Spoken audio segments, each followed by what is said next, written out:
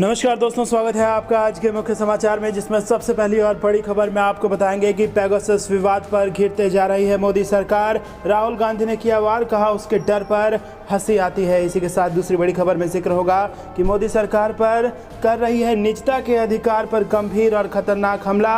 Pegasus मामले पर बोली है प्रियंका गांधी। जी हाँ दोस्तों, यहाँ पर पेगासस का विवाद दिन पर दिन बढ़ता चला जा रहा है और यहाँ पर प्रियंका गांधी ने जबरदस्त हमला बोलते हुए कहा है कि मोदी सरकार कर रही है निजता के अधिकार पर गंभीर और खतरनाक हमला। इसके साथ तीसरी बड़ी खबर में जिक्र होगा कि फोन हैकिंग मुद्दे पर भड़के अखिलेश यादव, बोले बीजेपी सरकार को ही पता नहीं। दोस्तों, हर एक खबर की गहराई में आपको ले जाएंगे, लेकिन उससे पहले अगर आपको भी ऐसा लगता है कि ये पेगासस विवाद 2022 के यूपी चुनाव में भाजपा की मुश्किलें बढ़ा सकता है, तो आप अभी इस वीडियो को लाइक कीजिए और कमेंट में लिखिए जय हिंद। दोस्तों, रुक करते हैं तमाम बड़ी खबरों की तरफ। उसके डर पर हंसी आती है। पेगासस विवाद को लेकर संसद में और बाहर दोनों जगह विपक्ष सरकार को घेरने की तैयारी में है। वहीं सरकार भी इस मामले पर अपना पक्ष रख रही है। कांग्रेस के नेता राहुल गांधी ने भी इसे लेकर ट्वीट किया है। उन्होंने लिखा है कि उसके डर पर हंसी आती है। वहीं इस पूरे मामले पर गृह मंत्री अमित शाह ने सोमवार को ट्वीट करके कहा था कि विघटनकारी और अवरोधक शक्तियां अपने षड्यंत्रों से भारत की विकास यात्रा को नहीं रोक पाएंगी। मानसून सत्र देश में विकास के नए मापदंड स्थापित करेगा।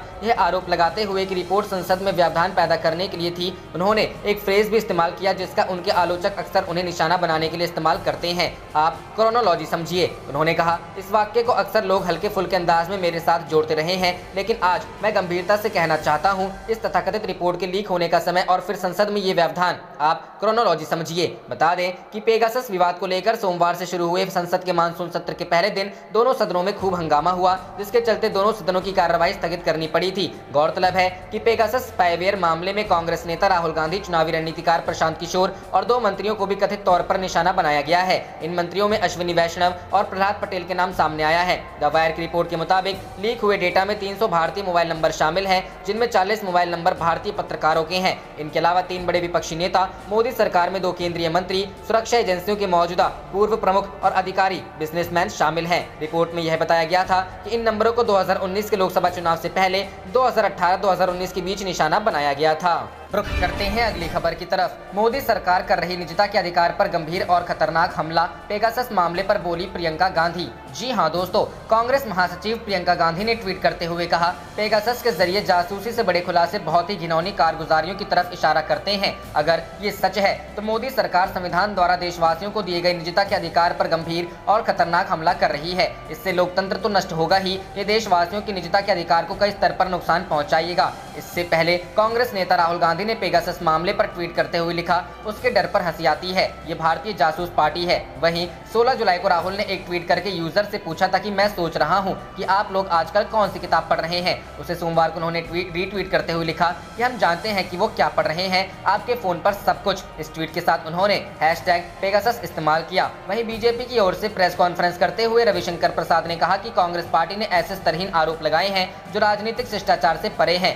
बीजेपी कांग्रेस द्वारा लगाए गए पेगासस मामले के सारे आरोपों को खारिज करती है। कांग्रेस ने अब तक पेगासस मामले में कोई सबूत पेश नहीं किए हैं। उन्होंने आगे कहा कि पेगासस मामला मानसून सत्र से पहले ही शुरू क्यों होता है? क्या कुछ लोग योजनाबद्ध तरीके से लगे हुए थे कि यह मामला मानसून सत्र से पहले ही शुरू करना है ताकि देश में एक नया माहौल बनाया जाए। रुख करते हैं अगली खबर की तरफ। फोन हैकिंग मुद्दे पर भड़के अखिलेश यादव, बोले बीजेपी सरकार को ही पता नहीं। जी हाँ दोस्तों, सपा प्रमुख अखिलेश यादव ने भी पेगासस फोन हैकिंग केस में बीजेपी की केंद्र सरकार को घेरा है। उन्होंने ट्वीट कर इस मुद्दे पर बीजेपी और मोदी सरकार को निशाने पर लिया है। अखिलेश यादव ने ट्वीट में कहा, फोन की जासूसी करवाकर लोगों की व्यक्तिगत बातों को सुनना निजता के अधिकार का घोर उल्लंघन है। अगर ये काम बीजेपी करवा रही है तो ये दंडनीय है, और अगर बीजेपी सरकार ये कहती है कि उसे इसकी जानकारी नहीं है तो ये राष्ट्रीय सुरक्षा पर उसकी नाकामी है। फोन जासूसी एक लोकतांत्रिक अपराध है। पेगासस जासूसी कांड का मुद्दा संसद के मानसून सत्र में भी गरमाने के आसार हैं। सपा के अलावा कांग्रेस, तृणमूल कांग्रेस, वामदल और अन्य विपक्षी दल भी इस मुद्दे को लेकर सरकार को निशाना बना रहे हैं। वहीं सरकार ऐसे आरोपों को सिरे से खारिज करने में जुटी है। संसद के मानसून सत्र के दूसरे दिन भी इस मुद्दे पर हंगामे के आसार दिखाई दे रहे हैं। संसद के मानसून सत्र में भी विपक्ष जासूसी कांड के मुद्दे पर संयुक्त रणनीति तैयार कर सरकार को घेरने की तैयारी कर रहा है। विपक्ष ने मंगलवार को 10 बजे संसद में बैठक कर साझा रणनीति बनाने का निर्णय लिया है। कांग्रेस, लेफ्ट, टीएमसी समेत कई दलों ने राज्यसभा में कामकाज स्थगित कर नियम 267 के तहत तुरंत पेगासस फोन हैकिंग के मुद्दे पर चर्चा की मांग की है।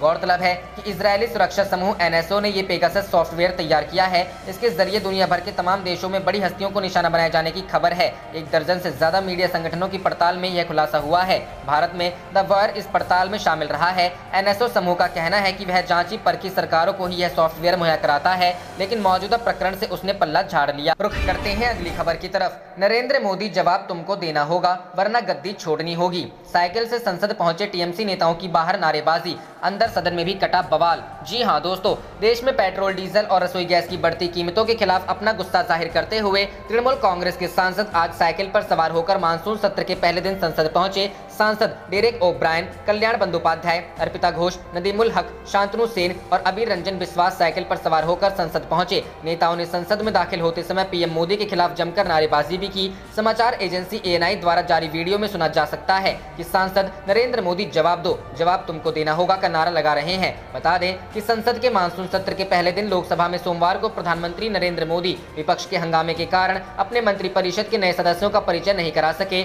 और कांग्रेस समेत विपक्षी दलों के सदस्यों की नारेबाजी जारी रहने के कारण सदन की बैठक को एक बार के स्थगन के बाद अपराह्न 3:30 बजे तक के लिए दोपहर दोबारा स्थगित कर दिया गया। आज प्रधानमंत्री नरेंद्र मोदी की ओर से लोकसभा में मंत्रिपरिषद के नए सदस्यों का परिचय कराने के दौरान कांग्रेस समेत कुछ विपक्षी दलों के सदस्यों ने केंद्र के 3 नए कृषि कानूनों और अन्य विषयों पर हंगामा शुरू कर दिया। इस पर प्रधानमंत्री ने विपक्षी सदस्यों को आड़े हाथ लेते हुए कहा कि कुछ लोगों को यह रास नहीं आ रहा है कि दलित, आदिवासी, OBC और महिला मंत्रियों को यहाँ परिचय कराया जाए। लोकसभा अध्यक्ष ने कांग्रेस समेत विपक्षी सदस्यों से शांत होने की अपील की। उन्होंने कहा, परंपराओं को ना तोड़ें, आप लंबे समय तक शासन में रहे हैं, आप परंपरा को तोड़कर सदन की गरिमा को कम नहीं करें, इस सदन की गरिमा को बनाए रखें। प्रधानमंत्री जी सदन के नेता हैं और फेरबदल के बाद मंत्रिपरिषद का परिचय करा रहे हैं, आप सदन की गरिमा को बनाए रखें।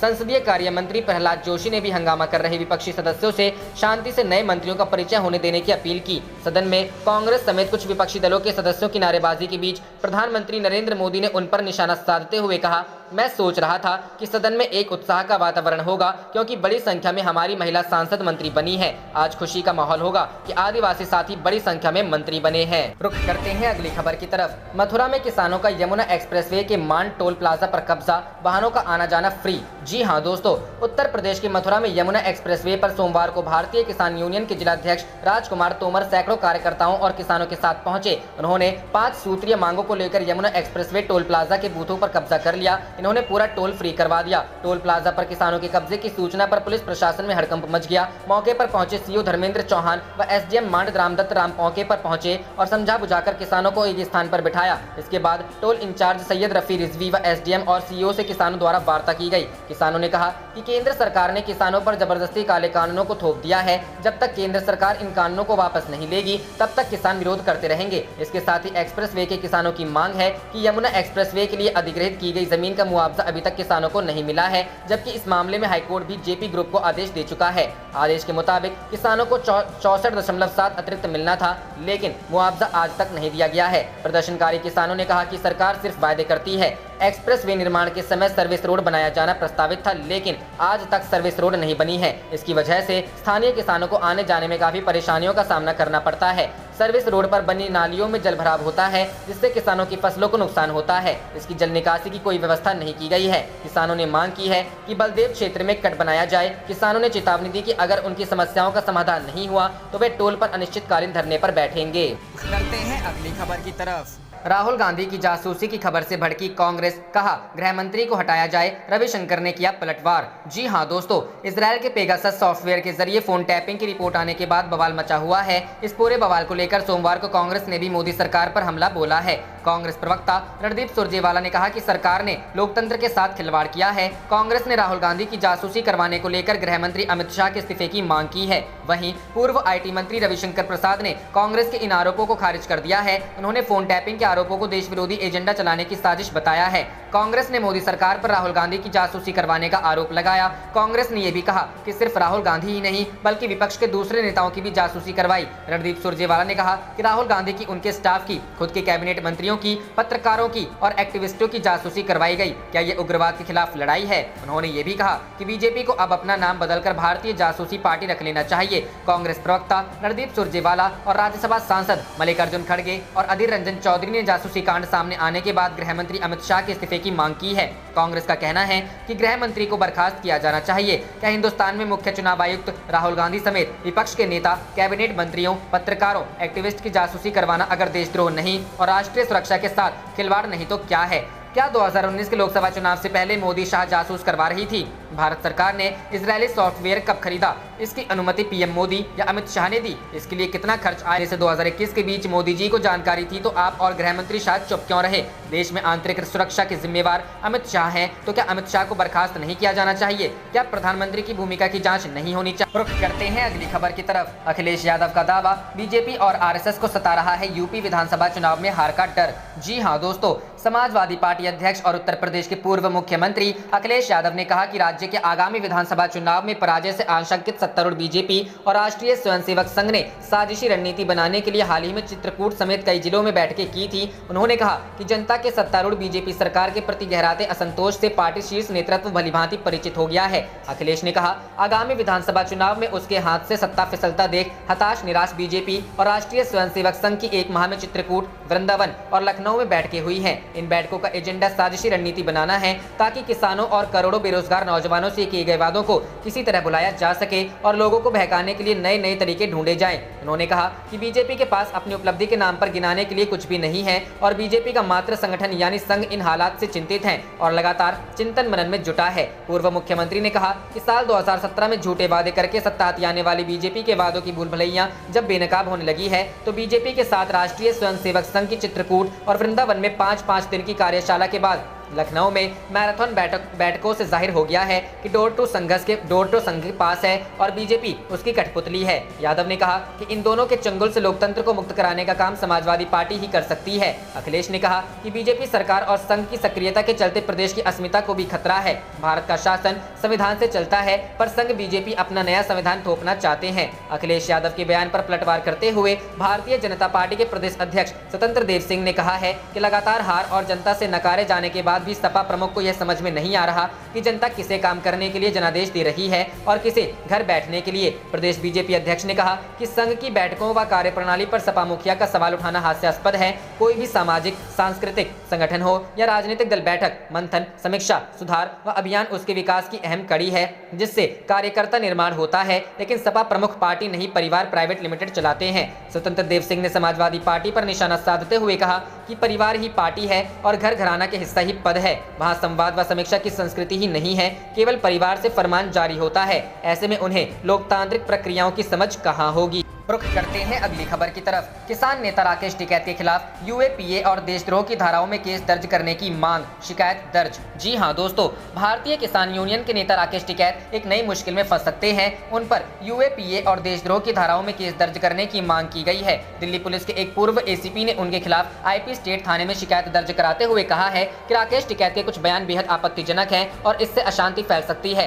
पुलिस अधिकारी ने दिल्ली पुलिस से टिकैत के खिलाफ एफआईआर दर्ज करने के मामले की जाँच करने की मांग की है। दिल्ली पुलिस के पूर्व एसीपी वेद भूषण ने आरोप लगाया है कि किसान नेता राकेश टिकैत ने हाल ही में एक वीडियो में अपने समर्थकों को उकसाते हुए युद्ध के लिए तैयार रहने जैसी बात कही है। उन्होंने कहा कि इस तरह की बातें कुछ लोगों को हिंसा के लिए उकसाने का काम कर सकती हैं, जिससे हिंसा भड़क सकती है। पूर्व पुलिस अधिकारी ने कहा कि 26 जनवरी को लाल किला पर जिस तरह की हिंसा हुई थी उसके पहले भी कुछ लोगों द्वारा इसी तरह के वीडियो जारी किए गए थे। इससे कुछ लोग आक्रोशित हो गए और इसके कारण लाल किला पर कलंकित घटना घटी। उन्होंने कहा कि आगे इस तरह की कोई घटना ना हो, इसके लिए आवश्यक है कि किसी को भी भड़काऊ भाषण देने से रोका जाए। टिकैत पर शिकायत दर्ज होने की बात पर टिप्पणी करते हुए भाकियू नेता धर्मेंद्र मलिक ने अमर उजाला से कहा कि यह हमारी आम बोलचाल की भाषा है जिसे कुछ लोग गलत समझ लेते हैं, लेकिन वे स्पष्ट करना चाहते हैं कि संयुक्त किसान मोर्चा और भारतीय किसान यूनियन गांधीवादी तरीके से पिछले 8 महीनों से अपना विरोध प्रदर्शन जारी किए हुए हैं। उन्होंने कहा कि सरकार के मांगे न मानने तक आगे भी यह प्रदर्शन जारी रहेगा। उन्होंने कहा कि आंदोलन उनके लिए जंग और युद्ध के जैसा ही है और इन शब्दों को लेकर किसी को आपत्ति नहीं होनी चाहिए। राकेश टिकैत के विरुद्ध यह शिकायत ऐसे समय में दर्ज कराई गई है जब किसान 22 जुलाई से संसद का घेराव कर कृषि कानूनों पर अपनी मांगे मनवाने की कोशिश करने की योजना बना रहे हैं। किसानों की योजना है कि सिंघ बॉर्डर और गाजीपुर बॉर्डर से प्रतिदिन 200 किसान संसद भवन जाकर अपना विरोध दर्ज कराएंगे और सरकार से विवादित कानून वापस लेने की मांग करेंगे। किसानों की संसद जाने की मांग पर दिल्ली पुलिस और किसानों में कई दौर की वार्ता हो चुकी है, लेकिन अभी तक यह असफल ही रही। रुख करते हैं अगली खबर की तरफ। तृणमूल कांग्रेस ने मोदी सरकार के केंद्रीय मंत्री को बांग्लादेशी बताया, राज्यसभा में हुआ हंगामा। जी हां दोस्तों, तृणमूल कांग्रेस ने हाल ही में केंद्रीय मंत्रिपरिषद में शामिल किए गए पश्चिम बंगाल के एक सांसद को कथित तौर पर बांग्लादेशी बताया और इस बारे में सरकार से स्पष्टीकरण की मांग की। इस मुद्दे पर हंगामे के चलते सदन की कार्यवाही 3 बजे तक के लिए स्थगित कर दी गई। 2 बार के स्थगन के बाद 2 बजे जैसे ही सदन की कार्यवाही आरंभ हुई, तृणमूल कांग्रेस के सुखेंदु शेखर रॉय ने नियमों का हवाला देते हुए कहा कि प्रधानमंत्री नरेंद्र मोदी ने अपनी मंत्रिपरिषद के जिन सहयोगियों की सूची आज सदन के पटल पर रखी है, उनमें एक राज्य मंत्री कथित तौर पर बांग्लादेशी है। राज्यसभा में विपक्ष के नेता मल्लिकार्जुन खड़गे ने कहा कि उन्होंने इस संबंध में एक नोटिस दिया है। मल्लिकार्जुन खड़गे ने कहा, वह बांग्लादेशी है या नहीं, यह जानने को मुझे पूरा अधिकार है। सत्ताधारी भारतीय जनता पार्टी के सदस्यों ने इसका कड़ा विरोध किया। सदन के नेता पीयूष गोयल ने विपक्षी सदस्यों के आरोपों को बेबुनियाद करार दिया और इसमें सच्चाई नहीं होने का दावा करते हुए उप सभापति हरिवंश से इसे सदन की कार्यवाही से बाहर निकालने का आग्रह किया। उन्होंने कहा, जिस प्रकार की बेबुनियाद बातें सदन में रखने की कोशिश की जा रही है, उसकी हम घोर निंदा करते हैं। इसमें सत्यता नहीं है। उन्होंने विपक्षी सदस्यों पर समाज के एक वर्ग विशेष को अपमानित करने का आरोप लगाया और उप सभापति से विपक्षी सदस्यों द्वारा उठाए गए विषय को कार्यवाही में शामिल नहीं करने का अनुरोध किया। इसके जवाब में हरिवंश ने कहा, इसका परीक्षण किया जाए। रुख करते हैं अगली खबर की तरफ। यूपी में गठबंधन के ऑप्शन खुले हैं। प्रियंका गांधी के बयान से कांग्रेस में मची हलचल। जी हां दोस्तों, उत्तर प्रदेश में 2022 का विधानसभा चुनाव कांग्रेस के लिए बहुत बड़ी चुनौती है। पार्टी के लिए अपने काडर में जोश भरने के साथ ही जमीनी समीकरण साधना आसान नहीं है। कांग्रेस महासचिव प्रियंका गांधी वाड्रा को भी शायद पता है कि ये चुनाव कांग्रेस के लिए किसी अग्नि परीक्षा से कम नहीं है। 1.5 साल के बाद प्रियंका गांधी शुक्रवार को लखनऊ आई, कार्यकर्ताओं से मिली। इन सब के बीच उन्होंने यूपी में गठबंधन को लेकर ऐसा बयान दिया जिससे कांग्रेस में हलचल मच गई। प्रियंका का ताजा बयान प्रदेश कांग्रेस कमेटी के अध्यक्ष अजय कुमार लल्लू के बयान के उलट है। लल्लू ने कांग्रेस के अकेले चुनाव लड़ने की बात कही थी। प्रियंका गांधी ने रविवार को कहा कि यूपी विधानसभा चुनाव में दूसरे दलों से गठबंधन को लेकर उनके विकल्प खुले हैं, लेकिन कोई समझौता पार्टी हितों की कीमत पर नहीं होगा। प्रियंका ने कहा कि अभी नहीं कह सकती कि कांग्रेस यूपी की सभी 403 सीटों पर चुनाव लड़ेगी या गठबंधन करेगी। हमारा मकसद बीजेपी को हराना है और दूसरी पार्टियों को भी खुले इस दिशा में सोचना चाहिए। प्रियंका ने माना कि कांग्रेस 30-32 साल से यूपी की सत्ता से बाहर है और यह कुछ कमजोर भी हुई है, लेकिन इसे मजबूत करने की पूरी कोशिशें की जा रही हैं। क्या वह कांग्रेस की मुख्यमंत्री पद की उम्मीदवार होंगी? इस सवाल पर प्रियंका ने कहा, ऐसा कहना जल्दबाजी होगी। रुख करते हैं अगली खबर की तरफ। राहुल गांधी का पीएम मोदी पर निशाना। आपकी सत्ता की भूख ने लोगों को दाने दाने के लिए तरसा दिया। जी हां दोस्तों, कांग्रेस के पूर्व अध्यक्ष राहुल गांधी ने रविवार को केंद्र सरकार पर निशाना साधा और कहा कि आपकी सत्ता की भूख ने लाखों को दाने दाने के तरसा दिया। गांधी ने उस मीडिया रिपोर्ट का हवाला देते हुए केंद्र की नरेंद्र मोदी सरकार पर हमला बोला, जिसमें दावा किया गया कि कोरोना वायरस संकट के दौरान मध्यम वर्गीय भारतीयों को भी राशन के लिए कतार में खड़ा होना पड़ा। जुमला जीवी हैशटैग के साथ राहुल गांधी ने ट्वीट कर आरोप लगाया, आपकी सत्ता की भूख ने लाखों को दाने दाने को तरसा दिया। आपने लेकिन कुछ न किया, बस रोज नया जुमला दिया। दरअसल राहुल उस खबर को लेकर केंद्र सरकार पर निशाना साध रहे थे जिसमें दावा किया गया है कि मिडिल क्लास के लोग भी राशन के लिए लाइन में लगने को मजबूर हैं। गौरतलब है कि प्रधानमंत्री नरेंद्र मोदी ने विरोध प्रदर्शन को बढ़ावा देने वालों पर निशाना साधते हुए उन्हें आंदोलन जीवी करार दिया था। मोदी सरकार पर पलटवार करते हुए कांग्रेस इस शब्द का उपयोग करती है। इससे पहले 15 जुलाई को राहुल गांधी ने देश की खराब हालत का आरोप लगाते हुए केंद्र सरकार और पीएम पर निशाना साधा था। उन्होंने ट्वीट किया था, सदियों का बनाया पलों में मिटाया, देश जानता है कौन ये कठिन दौर लाया। राहुल ने इससे पहले देश की रक्षा और विदेश नीति को राजनीतिक हथकंडा बनाने का आरोप मोदी सरकार पर लगाया था। उन्होंने कहा था कि भारत इतना असुरक्षित कभी नहीं रहा। रुख करते हैं अगली खबर की तरफ। शुभेंदु का अपने ही नेताओं पर वार, बोले कुछ लोगों के ओवर कॉन्फिडेंस ने दिलाई बंगाल चुनाव में बीजेपी को हार।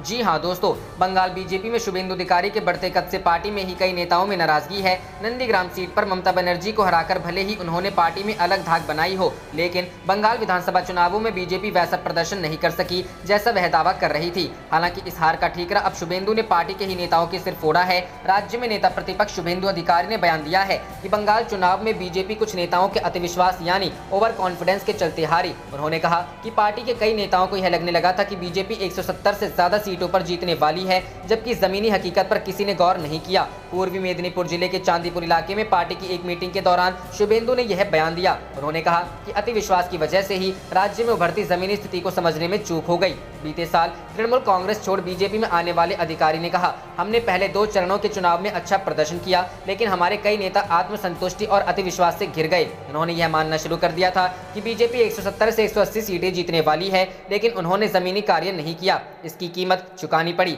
अधिकारी ने यह भी कहा कि लक्ष्य निर्धारित करने के साथ ही जमीनी स्तर पर काम करना भी जरूरी है, जिसके लिए मेहनत करनी पड़ती है। अधिकारी के इस बयान पर तृणमूल कांग्रेस के प्रवक्ता कुणाल घोष ने प्रतिक्रिया देते हुए कहा, बीजेपी झूठी खुशी मना रही थी। उसके कई नेताओं ने अनुमान लगाया था कि पार्टी 200 से ज्यादा सीटें जीतेगी। शुभेंदु दूसरों को गलत क्यों बता रहे हैं? क्या उन्होंने खुद बार बार यह नहीं कहा कि उनकी पार्टी कम से कम 180 सीटों पर जीतेगी? असल में उन्हें बंगाल की नब्ज नहीं पता, तृणमूल को पता है। रुख करते हैं अगली खबर की तरफ। सिद्धू के नाम पर प्रियंका गांधी की मुहर, अन्य राज्यों में भी दिखाई देगा कांग्रेस के पंजाब मॉडल का असर। जी हां दोस्तों, पंजाब में प्रदेश कांग्रेस अध्यक्ष के पद पर नवजोत सिंह सिद्धू की नियुक्ति कर गांधी परिवार ने एक साहसिक फैसला किया है। आप देख रहे थे आपका अपना चैनल जय हिंद जय भारत।